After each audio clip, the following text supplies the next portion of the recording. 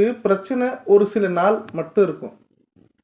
இல்லை இந்த பிரச்சனை இருக்கும்போது நல்லதும் மாறி நடக்கும். ஆனால் தொடர்ச்சியாக பிரச்சனை மட்டும் இருக்குது, என்னால் இதுலேருந்து வெளியில் வர முடியலன்னு நிறையா பேர் வருத்தப்படுறாங்க. இன்னும் ஒரு சில பேர் வாழ்க்கை இதனுடன் தான் முடிந்து விட்டதா என்று ஃபீல் பண்ணுறாங்க. அப்படி ஃபீல் பண்ணுற ஒவ்வொரு நேர்களுக்கும் இந்த வீடியோ ரொம்ப ரொம்ப பயனுள்ளதாகவும் ரொம்ப ரொம்ப டிஃப்ரெண்ட்டாகவும் இருக்கும் அப்படின்னு சொல்லலாம். ஏன் அப்படி சொல்கிறேன் அப்படிங்கிறதுக்கு ஒரு காரணம்.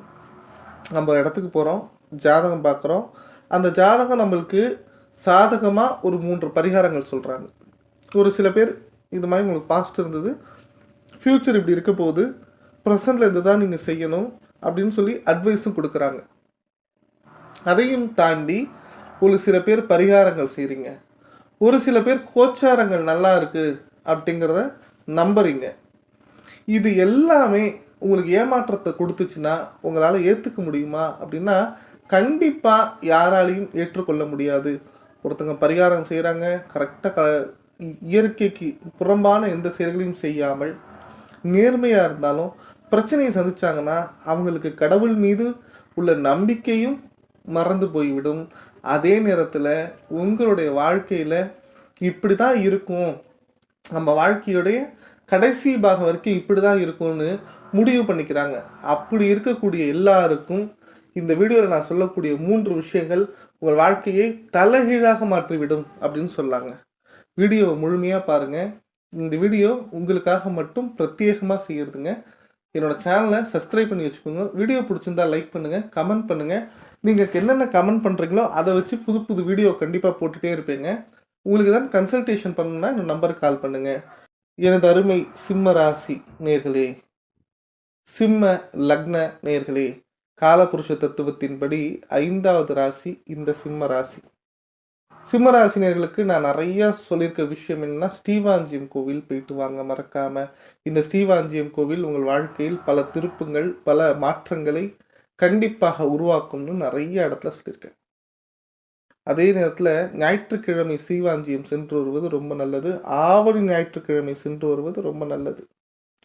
பூரம் நட்சத்திரம், மகம் நட்சத்திரம், உத்திரம் நட்சத்திரத்தை உள்ளடக்கியது சிம்மராசி. சிம்மராசியை பொறுத்த வரைக்கும் கண்டக சனி நடந்துட்டுருக்கு. அதே மாதிரி உங்களுடைய 2ஆம் வீட்டில் கேது பகவான் இருக்கிறார். உங்களுடைய 7ஆம் வீட்டில் சனி பகவான் வக்ரகம் ஆகி இருக்கிறார். 8ஆம் வீட்டில் ராகு இருக்கிறார். ஸோ 10ஆம் இடத்தில் குரு பகவான் இருக்கிறார். குரு பகவான் 10ல் இருப்பதனால் வேலையில் பிரச்சனை, வேலை மாறுதல் அப்படிங்கிறது நிறைய ஏற்படலாம்.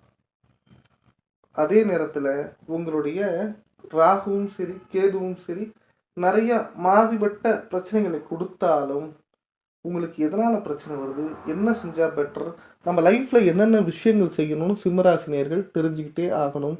கண்டிப்பாக உங்கள் வாழ்க்கையில் ஒரு பாசிட்டிவான விஷயம் லைஃப்பில் ஏற்படணும் அப்படிங்கிறதான் என்னோடய ஆசை. அதற்கு மொத்தமாக ஒரு முக்கியமான விஷயம் சொல்கிறேன். கோதுமை தானம் எவ்வளோக்கெவ்வளோ செய்கிறீங்களோ அவ்வளோக்கெவ்வளோ நல்லதுங்க. அது ரொம்ப காப்பாற்றும், ரொம்ப நிறைய நல்ல விஷயங்களை ஏற்படுத்தி தரும், வாழ்க்கையில் முன்னேற்ற பாதையை கண்டிப்பாக ஏற்படுத்தும் அப்படின்னு சொல்லாங்க. ஒவ்வொரு சிம்மராசினியர்களும் தன்னுடைய திருமண வாழ்க்கையை சூஸ் பண்ணும்போது யார் நமக்கு செட் ஆவாங்க, எந்த ராசி செட் ஆகும், எந்த நட்சத்திரம் செட் ஆகும் அப்படிங்கிறத பார்க்கறத விட, ராகு கேது தோஷம் இருக்கா, செவ்வாய் தோஷம் இருக்கா, பித்ரு தோஷம் இருக்கா அப்படிங்கிறத பார்க்கறத விட சிம்மராசினியர்கள் பார்த்து கவனிக்க வேண்டிய ஒரே விஷயம் என்னை பொறுத்த வரைக்கும் என்ன அப்படின்னு பார்த்தீங்கன்னா, உங்களுடைய கணம் ஆப்போசிட் இருக்கிற கணம் கரெக்டான்னு பாருங்க. உங்களுக்கு 7ஆம் இடத்தில் சனி பகவான் சூரியன் இருக்கவே கூடாதுங்க. நீங்கள் பார்க்குற பொண்ணுடைய ஜாதக கட்டத்தில் கலத்திர ஸ்தானத்தில் சூரியன் சனி பகவான் 7ஆம் வீட்டில் இருக்கக்கூடாது. குரு பகவான் நீச்சமாயிடக்கூடாது. இதை மட்டும் பார்த்து மேரேஜ் பண்ணுங்கள். உங்கள் வாழ்க்கை ரொம்ப நன்றாகவும் ரொம்ப சுபிக்ஷமாக இருக்கும் அப்படின்னு சொல்லாங்க. பித்ரு தோஷம், இருதார தோஷம், காலசர்ப தோஷம், செவ்வாய் தோஷம், ஏன் முக்கியமாக உங்களுக்கு சனிக்கேது சண்டால தோஷம் அப்படிங்கிறது கூட இருக்கும். ஸோ சனி தசை, சனி புத்தி நடந்ததுன்னா ரொம்ப கஷ்டப்படுவாங்க. அதே மாதிரி ராகுவோடைய புத்தி நடந்தால் இன்றைய 2024 ரொம்ப ரொம்ப கஷ்டமாக இருந்திருக்கும். சரி இதெல்லாம் நம்மளுக்கு சரி பண்ணணும் அப்படின்னு சொல்லிட்டு ஜாதகம் பார்க்கக்கூடிய கிரகம் ஒரு சில இடங்களில் பலிக்காமல் போயிருக்கும். ஜாதகம் பலிக்கல, கோச்சாரம் பலிக்கல, பரிகாரங்கள் பலிக்கல, தொடர் தாமதங்கள், தொடர் இழப்புகள், மனசு ரொம்ப கஷ்டத்துல போய் உறவு முறைகள் கூட பிரச்சனைகளை ஏற்படுத்துகிறது. ஒருத்தருடைய வாழ்க்கையில 5 விதமான பிரச்சனைகளை சந்திக்கிறாங்க.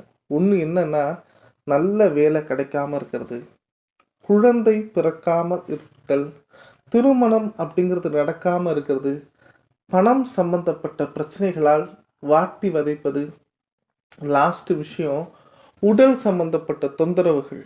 இது 5ம் மேஜரா இருக்கு. யாரோ ஒருத்தங்கிட்ட நம்ம அடிமையா வாழற மாதிரி தோணும். உங்களுடைய பேச்சும் வழக்கும் சிந்தனையும் உங்களை ரொம்ப கஷ்டப்படுத்தும்.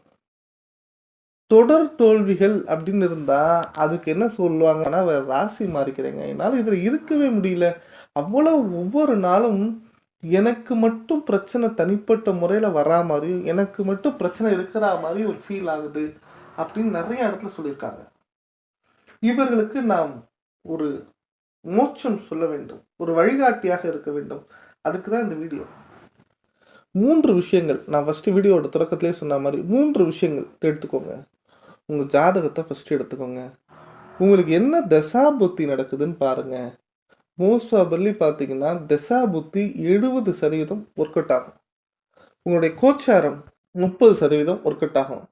நீங்க ஜென்ரலா சிதம்பரம் போயிட்டு வந்து பாருங்க, சரியில்லை, திருப்பி பண பிரச்சனை வருது, திருப்பி ஒரு நபரால பிரச்சனை வருது, இன்னொரு பொண்ணால பிரச்சனை வருது, சார் எனக்கு வந்து சுக்கிரன் வந்து நீச்சம் சார், பெண்கள் விஷயத்துல அதிகமா மாட்டிக்கிறேன், எனக்கு சுக்கிரன் பலம் சார், ஆண்கள்கிட்ட போய் தேவையில்லாம மாட்டிக்கிறேன், எனக்கு சனி பகவான் நீச்சம் சார், உடல் சம்பந்தப்பட்ட பிரச்சனைகள்ல போய் மாட்டிக்கிறேன், எனக்கு ராகு இருக்கிற பார்வை செவ்வாய் சனியின் மேல் விழுவதனால எனக்கு தேவையில்லாத நட்புகளால் தேவையில்லாத பிரச்சனைகள் போய் தலைமறைவு வாழ்க்கை வாழ்கிறேன், குரு நீச்சமாகி வக்கிரகமாகி மறைவு ஸ்தானத்துல இருக்கிறதுனால கடன் தொல்லையால் தவிர்க்க முடியாத பிரச்சனைகளுக்கு ஆளாகியிருக்கேன் அப்படிங்கிற மாதிரி வேரியஸ் ப்ராப்ளம்ஸ்.